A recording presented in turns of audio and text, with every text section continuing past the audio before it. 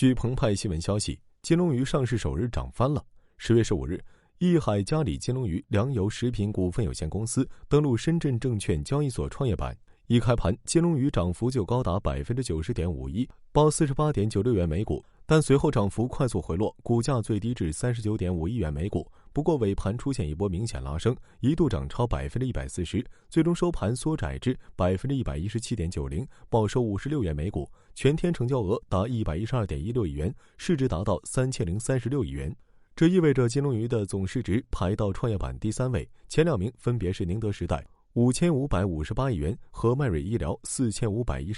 据澎湃新闻消息，10月15日，外交部发言人赵立坚主持例行记者会，有记者提问，有媒体报道称，美国国务院正试图将中国蚂蚁集团列入黑名单，外交部对此有何评论？赵立坚表示，中方一贯反对美国泛化国家安全概念，滥用国家力量，无理打压外国企业的霸权行径。美方应切实尊重市场经济和公平竞争原则，遵守国际经贸规则，为各国企业在美国投资经营提供开放、公平公正、非歧视的营商环境。中方将继续采取必要措施，维护中国企业的正当权益。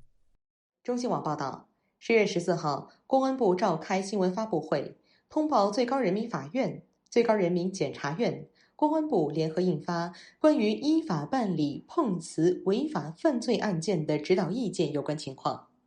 公安部法制局副局长李文胜介绍，指导意见对实施碰瓷构成的犯罪进行了梳理，分类予以明确。常见情形主要分为2类，一类是诈骗类，一类是敲诈勒索类。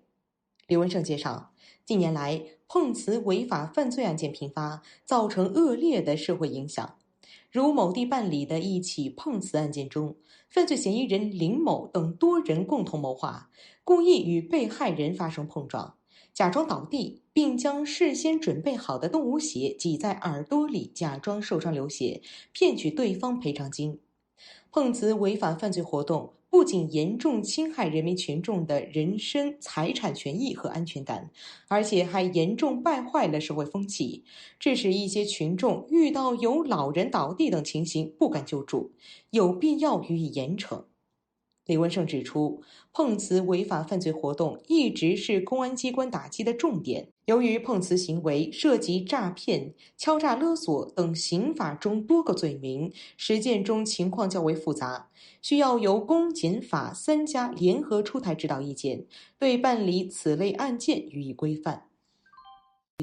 海峡导报社消息，海峡导报新福建客户端10月15日讯，台湾民进党当局领导人蔡英文13日前往台军侦搜系统之一的乐山雷达站视察。台媒发现，在蔡办公布的视频影片中，视察过程中出现美方人员，这也是民进党当局首度公开美方人员进驻乐山站。台媒报道称，美方常驻乐山雷达站属公开的秘密，但外界从未见美方人员公开露面。台军军媒镜头惊鸿一瞥，为此事留下佐证。对此，台空军13日晚称，视频中美籍人士为美国厂方派遣的技术代表。台媒猜测称，蔡英文视察属高度机密，此次播出美方人员或代表蔡办有意透露美台军事合作紧密关系，共通最机密的导弹预警情报。对此，台湾网友则痛斥民进党当局引狼入室，苦果却要全台湾人民承担。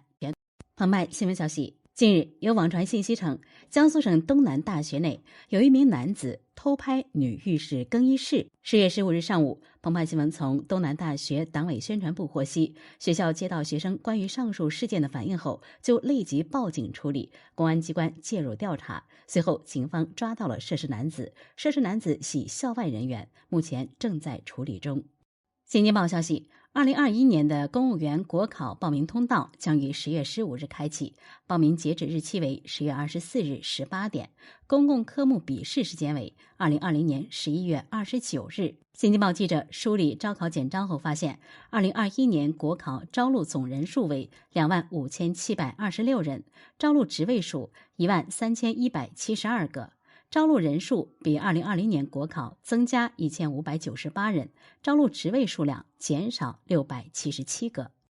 观察者网消息，作为澳大利亚人均水平智库的华裔研究员奥斯蒙德·丘，本想在昨天14日的议会听证会上讨论澳政治活动中多元文化社区代表性不足的问题，不料他却被一名参议员哗众取宠的要求谴责中国，以自证对澳大利亚的忠诚。在拒绝参与这场政治游戏后，奥斯蒙德丘有前所未有地遭到了这名政客的愤怒声讨。他不禁发问，在这样的情况下，澳大利亚在更广泛的公共领域又还有什么可指望的？10月14日，澳大利亚悉尼先驱晨报刊登了奥斯蒙德丘撰写的《我生在澳大利亚，为什么就要和中国割席》一文，以下为他的自述摘译。我一直在关注有关澳大利亚与中国关系的讨论，但直到周三接受参议院对侨民社区所面临问题的调查时，我才充分意识到事情已经有毒成这样。我向委员会提出了多元文化社区在澳大利亚政治讨论中代表性不足的问题。澳大利亚议会在文化多样性方面的代表性明显不如加拿大、英国和新西兰。然而，参议员阿伯兹没有询问我多元文化社区所面临的复杂问题，也没有问澳大利亚如何通过丰富议会多样性来发展得更好，而是要求我明确谴责中国。他试图建立的联系很可能就是我的种族让我有不忠的可能性。这感觉就像一次忠诚度测试，想要刺激我，把我逼成一个需要公开选边站的外国人。我或许是有中国特质，但我是澳大利亚人，我出生在这里，我的家族来到这里已经半个世纪了，这是我的家乡，也是我所知的唯一家乡。我拒绝回答这个问题，也拒绝参与这场政治游戏。我知道人们会问我为什么拒绝，而我之所以这么做，是因为这是有失尊严的事情。我不会让我的回答来合法化他的招数。据 AI 财经社消息，近日媒体报道称，荣耀正在谋求出售神州数码、TCL、小米、OPPO、vivo 等几家企业都被爆出将可能从华为手中接过荣耀。其中 TCL 回应称，对参与竞购荣耀的传闻不予置评。AI 财经社从接近小米的人士处获悉，小米也并没有参与荣耀的收购。除此之外，有行业人士认为 OPPO 和 vivo 这样的手机厂商也都不会参与竞购，因为作为国内头部的手机厂商，他们的手机体系已经很完整，荣耀对他们加成并不大。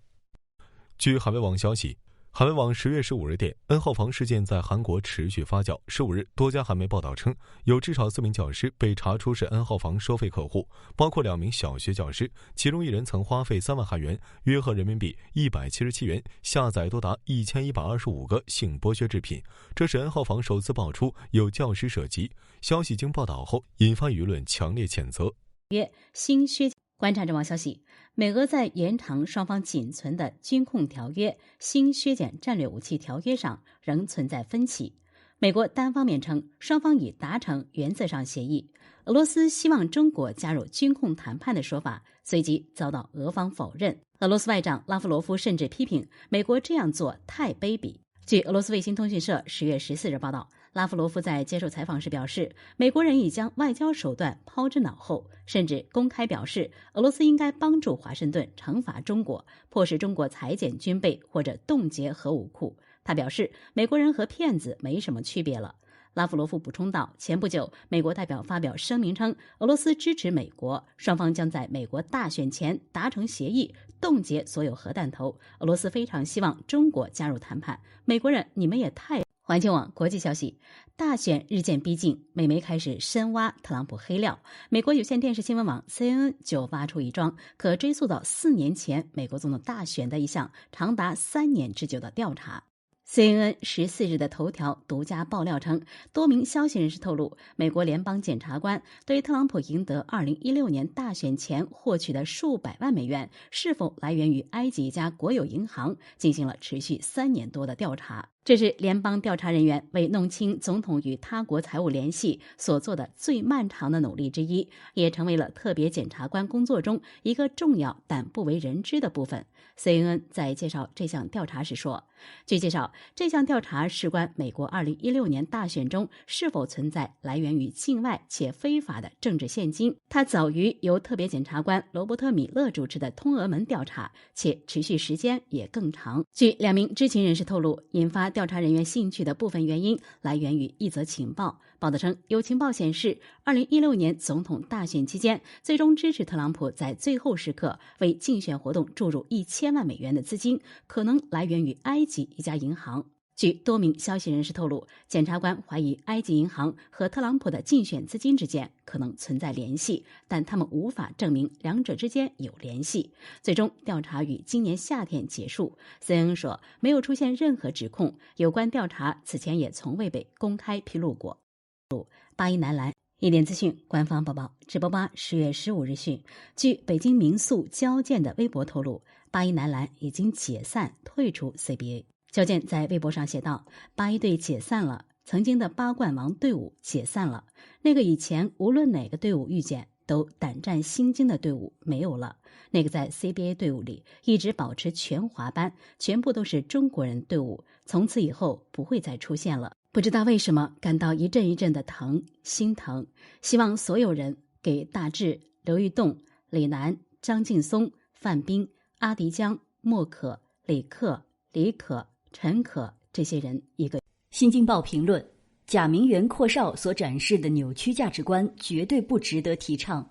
针对近日热传的名媛群一事，相关酒店作出回应，所有房客入住酒店时都需要刷脸实名认证，未发现类似拼团情况，正在内部检查。看来网文的真实性的确是要打一个大大的问号，但事实存疑并未影响人们讨论的热情。路数类似的男版名媛也登上热搜，让网友们直呼大开眼界。而据媒体调查，类似的装富产业链名媛流水线的确是存在的。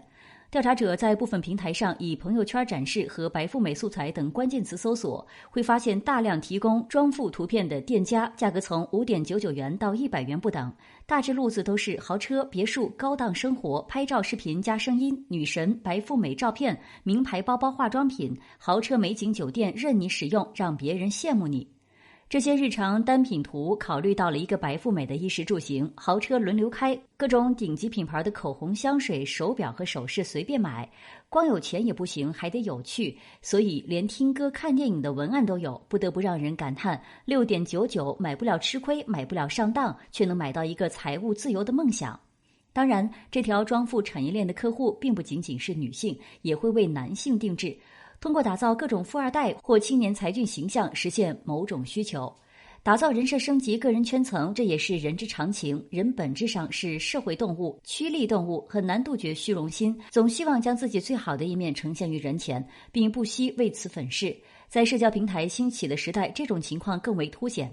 当人们在嘲笑假名媛时，往往会忽视社交平台本身就是一个秀场，我们每个人都身在其中，呈现一种并不完全真实的面貌，无非程度有所差别。所以这年头通过朋友圈去认识一个人已经非常不靠谱。但存在并不一定是合理的，尤其是这些流水线生产的名媛富少，为了满足个人的虚荣心，根本动力还是依靠欺骗来逐利，而这注定是种破坏性的力量。比如前2年，一些微商从业者走上人生巅峰，就是通过名车打造所谓的高端朋友圈，让潜在消费者认同微商事业，进而产生出发朋友圈卖货就能开跑车的联想。而事实，即便真的存在高额利润，也不过是层层搜刮下线得到的。在这条自我包装、自我营销的路上，一定有某些成功者，甚至成为业内传说。但一将功成万骨枯，在个别人依靠欺骗获利的背后，是更多人被欺骗误入歧途，赔了夫人又折兵，还会导致整体社会信任指数的下滑。归根到底，假名媛阔少所展示的扭曲价值观绝对不值得提倡。为什么要装富？因为富代表着社会的普遍认同，也会带来更多资源，所以许多人会追求与收入不相符的物质生活，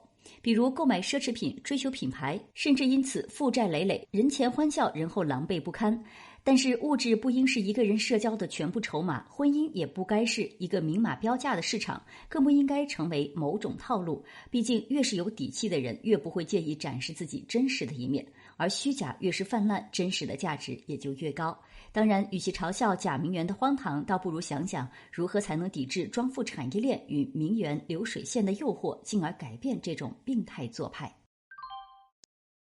今天援引海峡导报社消息，多家亲绿媒体今天援引美国之音中文网的报道称，华盛顿智库战略暨国际研究中心14日发布最新民调数据，面对所谓大陆威胁，美国民众愿意承担风险捍卫台湾的比例升高，还请来专家解读表示，这代表捍卫台湾意愿在美国明显成长。据报道，这份民调以1到10为刻度，评估受访者认为值得承担风险的程度。10表示值得承担重大风险。在针对一般民众所做的调查中，台湾获得 6.69 分，只略低于和美国签有防卫协议的韩国和。一点资讯，官方报道。环球网消息，东部战区新闻发言人张春辉大校就美巴里号驱逐舰穿航台湾海峡发表谈话。10月14日，美巴里号驱逐舰穿航台湾海峡，中国人民解放军东部战区组织海空兵力全程对美舰进行跟踪监视。近来，美在涉台问题上频频向台独势力发出错误信号，严重破坏台海地区和平稳定。我们正告美方停止在台海地区滋事搅局的言行。战区部队时刻保持高度戒备，坚决捍卫国家主权和领土完整，坚定维护台海地区和平稳定。据澎湃新闻消息，10月15日，外交部发言人赵立坚主持例行记者会，有记者就美方设立所谓西藏事务特别协调员一事提问。赵立坚表示，西藏事务纯属中国内政，不容任何外部势力干涉。美方设立所谓的西藏事务特别协调员，完全是出于政治操弄，旨在干涉中国内政，破坏西藏发展稳定。中方对此一贯坚决反对，也从未予以承认。西藏各族人民是中华民族大家庭的一份子，西藏和平解放60多年来，经济蓬勃发展，社会和谐稳定，文化繁荣发展，各族人民团结互助，人民生活不断改善。包括藏族同胞在内的西藏各族人民享有充分的宗教信仰自由，各项权利都得到充分尊重和保障。我们相信西藏的明天一定会更好。美方应停止利用西藏问题干涉中国内政，破坏西藏发展稳定。中方将采取一切必要措施，捍卫自身的利益。据新京报消息，北京时间10月14日，财新报道称，此次青岛疫情或与青岛港大港公司2名装卸工有关。15日，新京报记者就此向青岛市防控专家组组长孙运波求证这2名装卸工人是否为0号病人。孙运波回应称，对此也有考虑，要等最后权威机构进行研判。环球时报新媒体消息，路透社援引日本经济新闻周三报道称，日本计划与越南签署一项协议，以允许日本向越南出口军事设备和技术。报道还提到，这是日本针对中国加强印太地区国家军事能力举措的一部分。日本经济新闻称，日本首相菅义伟周二对自民党人士表示，他将于下周访问越南和印尼，并预计将在访问期间与越南签署协议。环球网消息，10月15日上午，淘宝台湾在官网发出一份淘宝台湾营运计划调整公告，经慎重评估后，决定于10月15日11时起陆续关闭淘宝台湾平台下单等前台功能，平台其他服务仍持续运作至今年12月31日，随后正式下线。据台湾中时新闻网报道，台湾经济部门前段时间称，英商克雷达去年10月在台湾开设淘宝台湾网购平台，其背后的阿里巴巴集团对于该公司有实质控制能力，已违反两岸条例规定。中新网青岛10月15日电，青岛市政府15日举行疫情防控情况新闻发布会。青岛市政府副市长栾鑫在会上通报称，青岛市5个主城区全员核酸检测基本完成，其余区市采样完成 77%， 检测结果均为阴性。栾鑫介绍说，青岛市主城区市南、市北、李沧、崂山、城阳5区已基本完成全员核酸检测任务，共计采样434万1286份，检测结果全部为阴性。除主城区外，青岛市其他5区市已完成采样539万6407份，采样进度完成 77%， 已出结果310万1988份，检测结果均为阴性。界面新闻消息，10月15日，据路透社援引知情人士消息称，美国国务院已呈交一份提案，要求特朗普政府将中国金融科技公司蚂蚁集团列入贸易黑名单。对此，蚂蚁集团回应界面新闻称，此前集团已在一份声明中表示，公司不了解美国政府任何有关的讨论，并且其业务主要在中国，对在中国市场的增长前景感到兴奋。近日，也有消息称，证监会调查导致蚂蚁集团 IPO 推迟。对此，蚂蚁发言人表示，上市流程正在两地有序推进，没有预设的时间表，任何关于时间表的猜测都没有事实依据。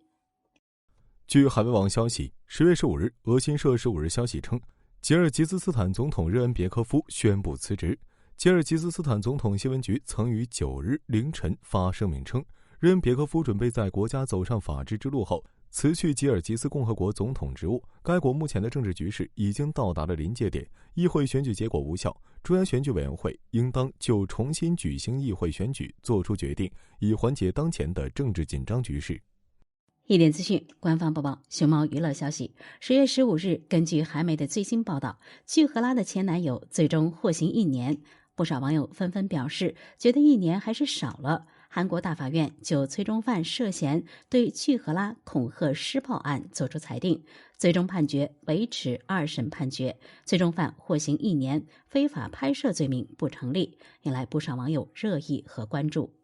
一点资讯，官方播报。澎湃时事消息，据陕西榆林市公安局网站10月14日消息，神木县公安局当天发布肯德基兼职诱导类诈骗警情通报称，近期神木街头出现宣传肯德基线上兼职的人员，以领取洗脸盆、水杯等物品为诱饵，让群众在微信朋友圈发布肯德基线上兼职的图片。图片中的二维码实则为电信诈骗嫌疑人设置好的陷阱，一旦识别二维码，就会陷入刷单或虚假博彩圈套。神木市也有多人上当受骗。2020年10月12日，神木市王庄村附近，被害人谢某女在微信朋友圈中看到关于肯德基的兼职刷单广告，识别广告中的二维码后，被人以虚假博彩的方式诈骗人民币33万元。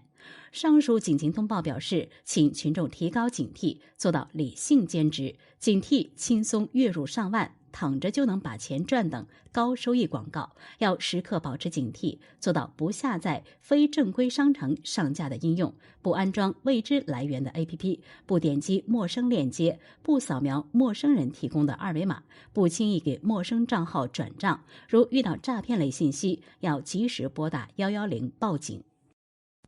一点财经消息，10月15日消息，三大指数小幅高开，开盘后迅速下行，随后再度翻红。盘面上，汽车整车板块表现活跃，而注册制新股则全线回落。随后，指数在冲高后再度震荡下行，三大指数分化，银行板块盘中发力，煤炭板块拉升。总体上，市场分歧较大，个股跌多涨少，赚钱效应较差。从盘面上看，煤炭、银行、汽车整车板块涨幅居前，旅游、医疗器械服务、养殖业板块跌幅居前。粤开证券指出，配置方向上，该机构建议继续关注三季报业绩向好的板块及个股，同时可重点关注景气上行且具备利好催化的新能源板块。“14+5”规划将推动国际民生行业深化改革，加强生态环境建设，提及大力发展光伏、风能、水电和核电等清洁能源相关行业，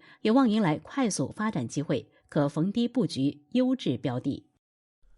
据一点娱乐消息，10月15日，据台湾媒体报道，罗志祥在和周扬青分手后形象大损，原本3个综艺节目和4个代言解约，损失可达2亿台币，约4680万人民币。之前网上传出罗志祥亏损巨大，要赔偿天价赔偿金，但事实上损失是近5000万人民币。综艺节目是还没有录制，所以没有另外收违约金。4个代言中多数已经到了合约的尾声，经过谈判也只是中断后续款项的支付，没履行的终止付款。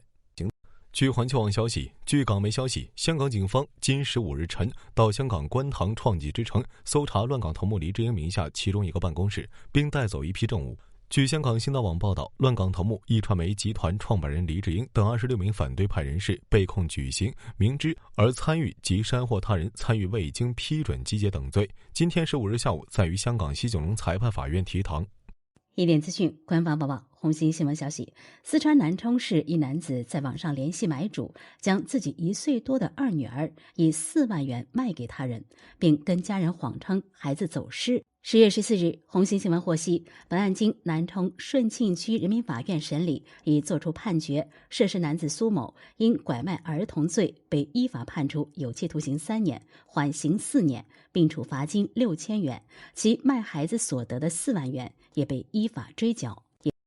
据海峡导报社消息，台湾丽荣航空由高雄小港机场飞往东沙的 B7-905一次军包机，今天上午在飞往东沙途中，遭到香港区管中心拒绝进入飞航情报区，要求返回台湾。立荣客机遵从指示掉头飞回台湾。对此，台湾交通部门导航局作出2点回应。立荣表示，以民航回应为主。民航局说，立荣航班于台北飞航情报区与香港飞航情报区交接点附近，经香港区管告知飞经区域26000尺以下有危险活动，拒绝立荣航班进入，基于安全考量，航班折返。据澎湃新闻消息，10月15日，外交部发言人赵立坚主持例行记者会，有记者提问：美国国务院警告国际金融机构，若与那些涉及压制香港的中方官员有商业往来，将面临美方制裁。中方对此有何评论？赵立坚表示，中方坚决反对，强烈谴责美方炮制的所谓香港自治法，并根据该法制裁中方人员，已向美方提出严正交涉。香港是中国的香港，香港事务纯属中国内政，任何外国无权说三道四、横加干涉。美方做法严重违反国际法和国际关系基本准则，粗暴干涉中国内政，进一步暴露出其破坏香港繁荣稳定、遏制中国发展的险恶用心。美方应纠正错误，停止以任何方式干预香港事务、干涉中国内政。如果美方一意孤行，中方必将采取坚决反制措施，捍卫国家主权、安全利益，维护中国企业和有关人员的合法权益。一点资讯，官方播报。环球网消息，据美国海军研究学会网站10月14日报道，一名美国官员透露，在对美国海军东海岸战略导弹核潜艇中心进行港口访问之后，英国皇家海军的警惕号战略导弹核潜艇上35名被检测出感染新冠病毒。而另据英国《镜报》14日报道，该潜艇停靠在佛罗里达州后，35名水兵前往了位于佛罗里达州和佐治亚州的酒吧及脱衣舞俱乐部，随后相继新冠检测呈阳性。